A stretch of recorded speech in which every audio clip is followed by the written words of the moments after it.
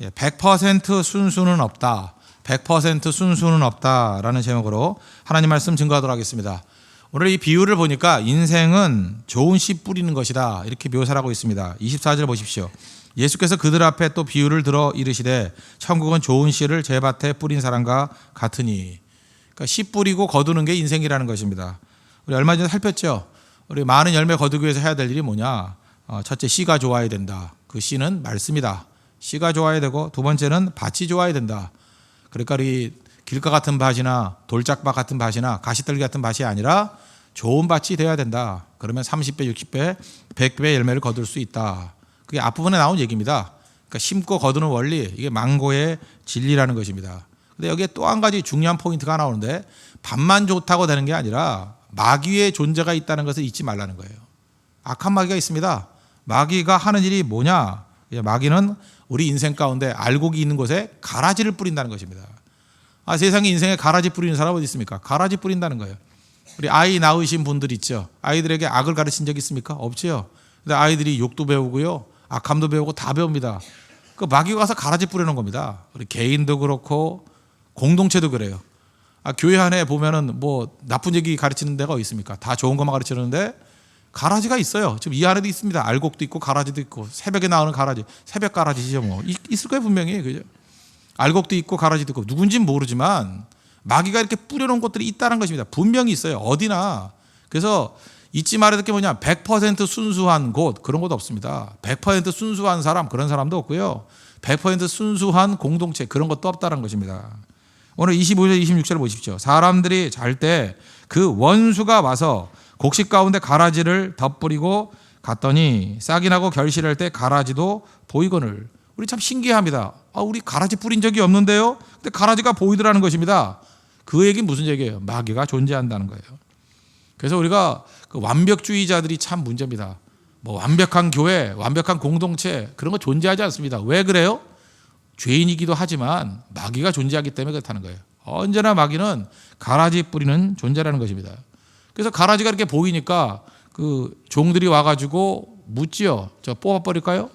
27절 28절 보십시오. 집 주인의 종들이 와서 말하되 주여 밭에 좋은 씨를 뿌리지 아니하였나이까. 그런데 가라지가 어디서 생겼나이까. 주인이 이르되 원수가 이렇게 하였구나. 그 심지 않은 가라지가 어디서 났습니까? 여러분 잊지 마세요. 저절로 되는 경우는 없다는 거예요. 저절로가 어디 있습니까? 누군가가 한 거죠. 눈에 보이진 않지만 우리가 자고 있을 때 마귀가 한 겁니다. 원수 마귀가 한 것이라는 거예요. 우리가 성령께서도 강력하게 일을 하고 계시지만 악한 마귀도 강력하게 일하고 있다는 것입니다. 마귀는요 잠도 없어요. 그죠? 열심히 일합니다. 그래서 사망의 짓거리들 한다. 사망의 짓거리들. 사망의 짓. 지금도 성도들이 기도 안 하고 멍청하게 가만히 있으면요 마귀가 와가지고 계속해서 사망의 능력을 준다는 거예요. 사망의 능력. 그래서 기도할 땐 힘이 없던 사람이 사망의 일들을 할 때는 어디서 생긴 힘인지 밥도 안 먹어가면서 월급도 안 받아가면서 열심을 다해서 뜁니다. 왜 그래요? 악령이 역사하기 때문에. 악한 영이 역사하기 때문에. 심지어 예수님의 제자였던 베드로에게도 그러잖아요. 사탄아 너희들은 물러가라 그러잖아요. 베드로의 마음까지도 악한 마귀가 가라지를 뿌려가지고 예수님 십자가를 지는 것을 가로막게 만들었다는 것입니다. 잊지 마세요. 예수님의 가장 훌륭한 제자였던 베드로조차 그 이전에 주는 그리스도시여 살아계신 하나님의 아들입니다. 이 고백을 했던 사람이 십자가를 가로막는 가라지가 될 수도 있다는 것입니다. 그러니까 마귀가 존재한다. 이거 잊지 말아야 된다는 거예요. 그래서 이렇게 생각하면 됩니다. 부흥이 크게 일어나는 곳일수록 가라지의 역사도 또 같이 크게 일어난다는 것입니다. 왜? 마귀가 놔두지 않거든요. 그래서 같이 이 두 가지가 같이 간다는 것입니다. 그래서 그 다음 얘기가 뭐예요? 그래서 28절 29절 보죠. 주인이 이르되 원수가 이렇게 하였구나. 종들이 말하되 그럼 우리가 가서 이것을 뽑기를 원하시나이까. 주인이 이르되 가만두라. 가라지를 뽑다가 곡식까지 뽑을까 염려하더라. 이 중요한 포인트입니다. 그 가라지 있으니까 가라지 처리할까요? 그랬더니 놔두라는 거예요. 놔두라는 거예요. 그 무슨 얘기입니까? 가라지 정리는 우리 인간이 하는 거 아닙니다. 누가 해요? 하나님이 하는 거예요. 하나님. 내가 정리하리라. 우리 많은 순간에 교회는요 악의 문제 갖고 싸우는 게 아닙니다. 은혜 갖고 싸워야 돼요. 은혜 부어주는 거, 말씀의 능력, 이걸 싸워야 되는 거지. 뭐 악을 하나 쳐다보고 난 다음에 저 악을 정리하겠다, 뭐 저거를 처리하겠다, 아닙니다. 그건 놔두래요. 그건 하나님이 정리하겠다 이렇게 말씀한다는 것입니다.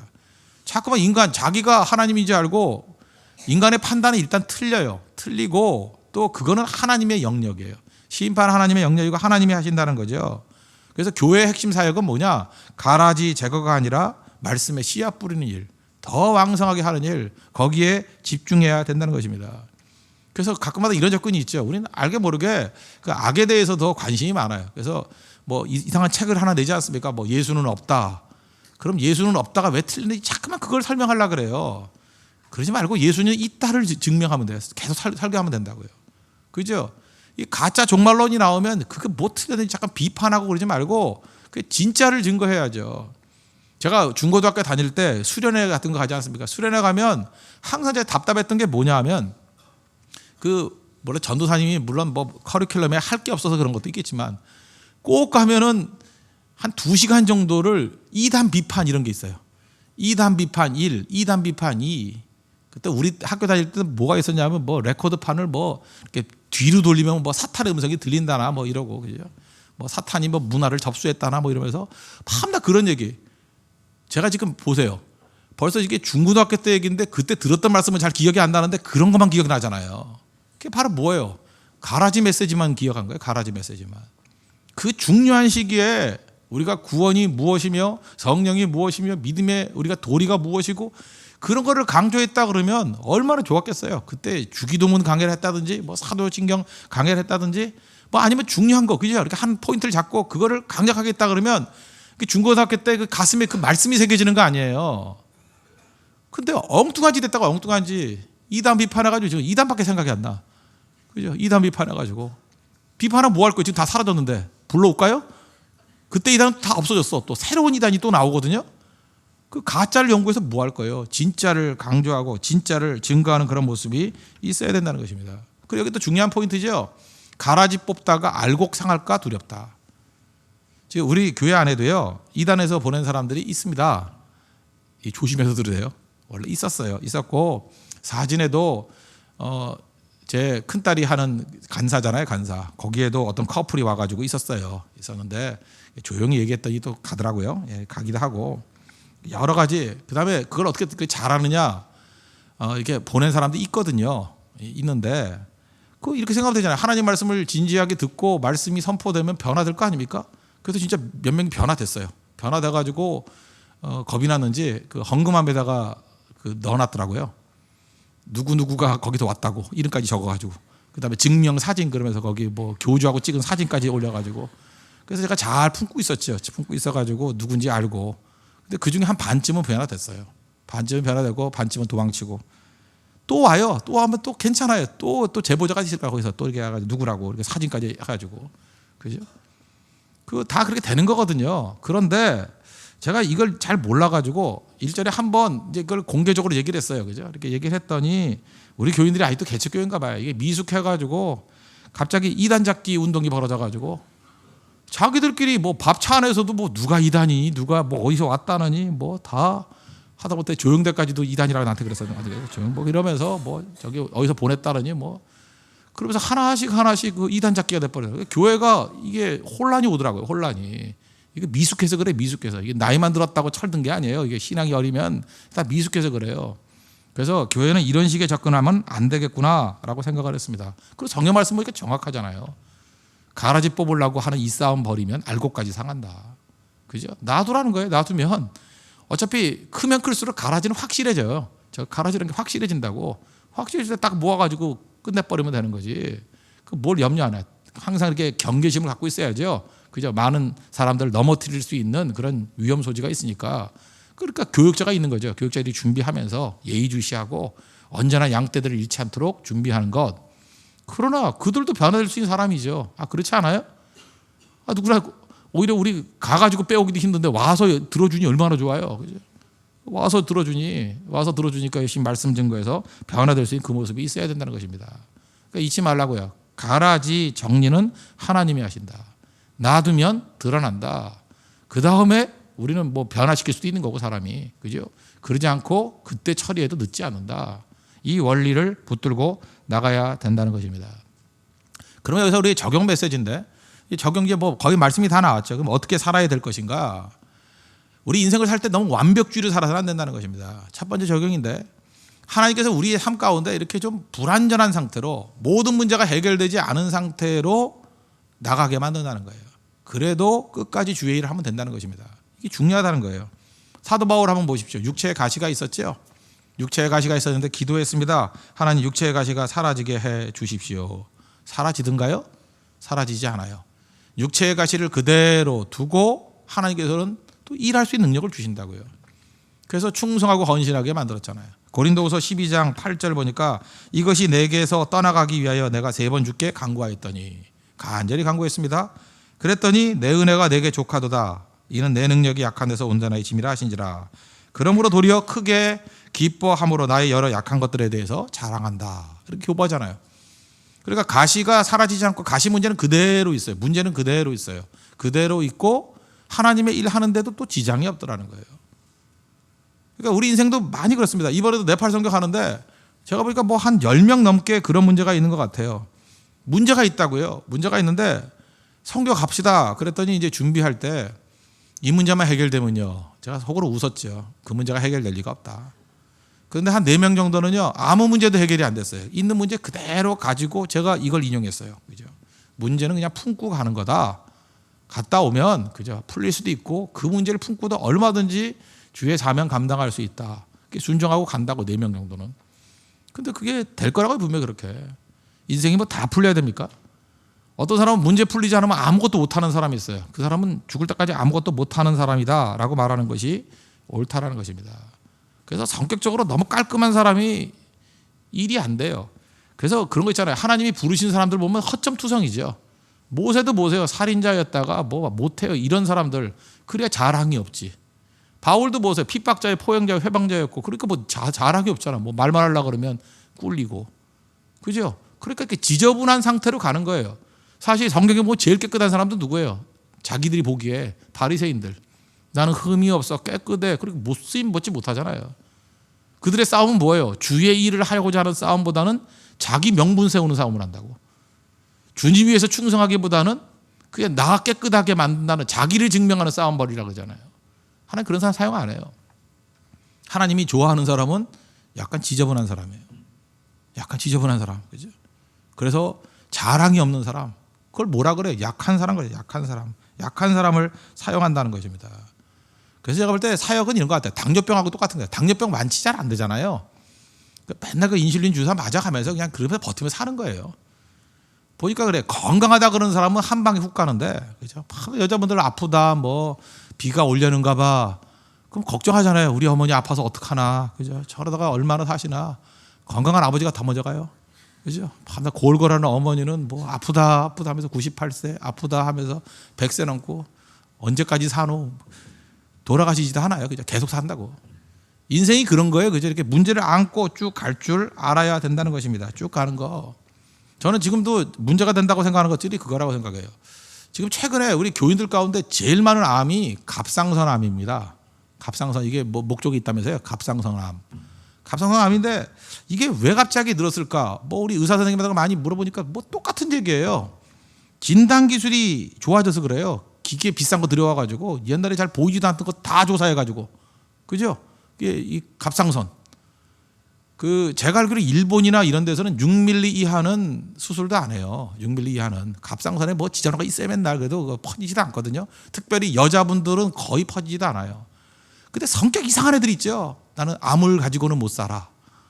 그래서 1mm도 안 되는 거 잡아가지고 뜯어내가지고, 그죠? 밤낮 그 약 먹고, 약도 한 보따리씩 먹고, 호르몬 제대로 안 돼가지고 성격 이상해지고. 그런 거 하지 말라고요. 혹시 여러분들 갑상선 암이 있더라도 6mm 이하는 가지고 가세요. 그 암으로 죽으려고 그러면 한 60년 걸리거든요. 그 전에 딴 걸로 죽어요. 교통사고로 죽더니 딴 걸로 죽지 절대로 그걸로 안 죽어요. 그러니까 무슨 얘기인지 아시겠죠? 그냥 안고 가는 거예요. 안고 가면 되는 건데 그걸 못 해요.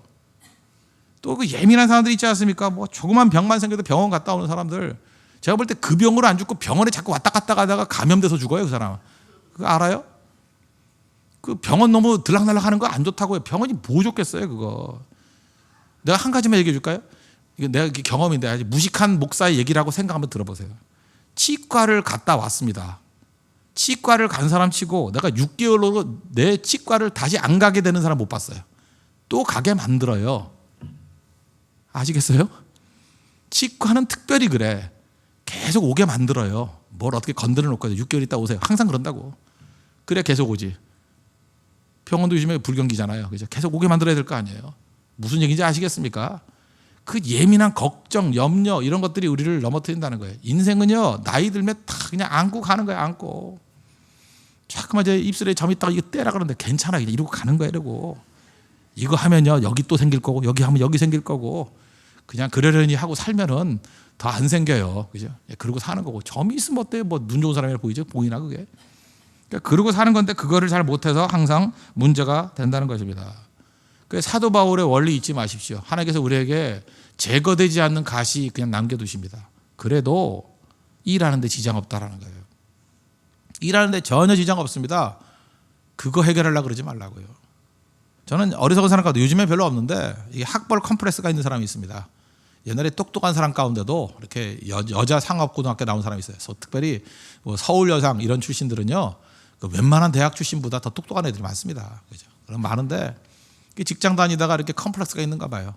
나이 30 넘어가지고 직장 때려치고 대학 간다고 나오는 사람들 보면 참 안쓰러워요. 안쓰러워. 그냥 안고 가도 탁월한 사람인데, 그죠? 제가 그렇게 권면해도 그거를 감당을 못해요. 감당을. 그래서 그거 채우려 그러다가 진짜 중요한 본질 다 놓쳐버리고요. 목사님들 가운데도 그런 분이 있어요. 학력 컴플렉스가 있어.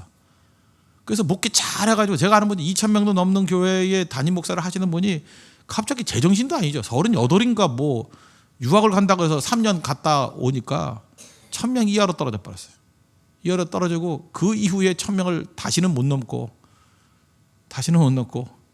그리고 은퇴하신 것 같아요. 제가 보니까 마지막에 은퇴하신 것 같아요. 답답한 거죠. 그럼 바로 뭐예요? 그 고비를 못 넘긴 거예요. 성격 이상한 거죠. 뭘 채워야 된다는 거. 지금부터 여러분들 이런 마음 갖고 계시고 인생 지저분하게 사는 거예요. 부족한 거예요. 그러니까 하나님 앞에 더 겸손해지죠. 엎드리는 거죠. 가시 갖고 사는 거예요. 그냥 흠집 갖고 사는 거예요.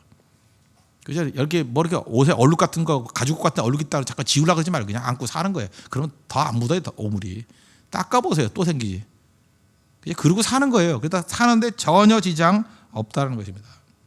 베토벤 보십시오. 베토벤이 그 오케스트라의 포르티시모 가장 강하게 꽝꽝꽝 때리는 것도 안 들리는 정도로 그 고막이 상했죠. 그때 최고의 오라토리가 그때 다 작곡했어요. 하나님께서 그의 귀를 고쳐주지 않았습니다. 그렇지만 더 능력을 부어주셨어요. 베토벤의 음악은 거기서 나온 거예요. 존 밀턴이라고 아시죠? 존 밀턴 시력이 어두워져가지고 점점 시력이 어두워져가지고 코앞에 있는 사람도 잘 안 보이지 않았어요. 그럴 때 자기가 입으로 불러가지고 딸이 받아 적었어요. 그리고 다시 읽어주면 다시 교정하고 그 부르의 명저 신라권 그렇게 나온 겁니다. 파라다이스 로스트 그렇게 나온 거예요. 인생 가운데 하나님께 시력을 주시지 않았어요. 그냥 연약한 가운데 다 이렇게 했다는 거예요. 승리는 환경이 주는 거 아닙니다. 그냥 안고 가십시오. 안고 가도 하나님께서 충분히 모든 걸 감당할 수 있도록 이끌어 주신다는 것입니다. 이것 꼭 붙들고 하나님의 능력 가운데 나갈 줄 알아야 된다는 것입니다. 그러므로 우리가 해야 될 일이 뭐예요? 자꾸 마귀 묵상하지 말고요. 하나님의 은혜를 묵상하십시오. 그리고 좀 이렇게 얘기하는 건 그렇지만 단점 보완도 해야겠지만 단점 보완에만 너무 신경 쓰지 말고 하나님께서 우리에게 주신 은사와 장점을 극대화시키십시오.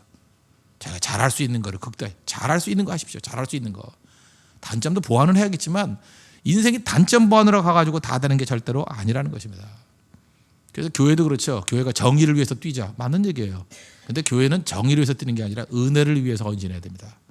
은혜가 넘쳐나면요. 은혜 넘치는 사람이 불의를 행할 리 없잖아요. 그럼 정의가 이루어지는 거예요.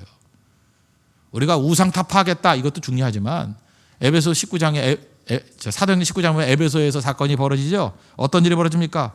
그 19장 19절 보니까 또 마술을 행하던 많은 사람이 그 책을 모아가지고 와서 모든 사람 앞에 불사르니 그 책의 값이 은 5만이나 되었더라. 어떻게 이런 일이 벌어져요? 하나님 말씀을 증거했더니 큰 말씀을 증거했더니 그냥 이거 시키지도 않았던 일들, 그죠? 책 갖고 와서 다 불태워버리는 일이 벌어지잖아요. 20절 보니까 이와 같이 주의 말씀이 힘이 있어 흥황하여 세력을 얻으니라. 우상타파라는 게 아니라 주의 말씀이 힘이 있어 흥황하여 세력을 얻으니까 이런 일들이 벌어지게 되더라는 것입니다. 성령 구하십시오. 그래서 여러분 기도할 때도 그렇잖아요. 성령 충만함을 구하고 충성을 구하고 그의 나라와 그의 의를 먼저 구하라. 그리고 하나님 말씀을 증거하라. 그랬더니 돌이켜 보세요. 우리 삶의 문제들이 다 없어져 버렸죠. 그죠? 우리를 억누르고 있던 것들이 다 사라져 버렸죠. 가시가 가시되지 못하죠. 얼마든지 일할 수 있죠. 그겁니다. 교회는. 그게 교회의 능력이라는 거예요. 알곡과 가라지, 알곡 신앙 되십시오. 집중할 수 있는 것에 집중하시면 하나님께서 풍성한 은혜를 부어 주실 것입니다. 그래서 오늘도 기도할 때 하나님 은혜를 구하기를 원합니다. 하나님의 성령의 능력을 구하기를 원합니다. 하나님의 약속 붙들기를 원합니다. 그리고 가라지에 초점 맞추는 것이 아니라 알곡에 초점 맞추고 말씀의 씨앗 뿌리는 데 더 적극적으로 뛰기를 원합니다. 그러면 마귀의 모든 세력들은 무력화될 수 있다는 것입니다. 오늘도 주님께서 주신 지혜의 말씀 붙들고 승리하는 믿음의 종 되기를 축원합니다. 기도하겠습니다. 우리가 알곡 신앙 되게 해달라고 기도합시다. 하나님 우리에게 주신 은혜와 장점을 극대화시키는 인생 될 수 있도록 해달라고 또 가시 품고 그냥 가는 겁니다. 하나님 풍성한 은혜 더해달라고 다 같이 한번 간구하도록 하겠습니다.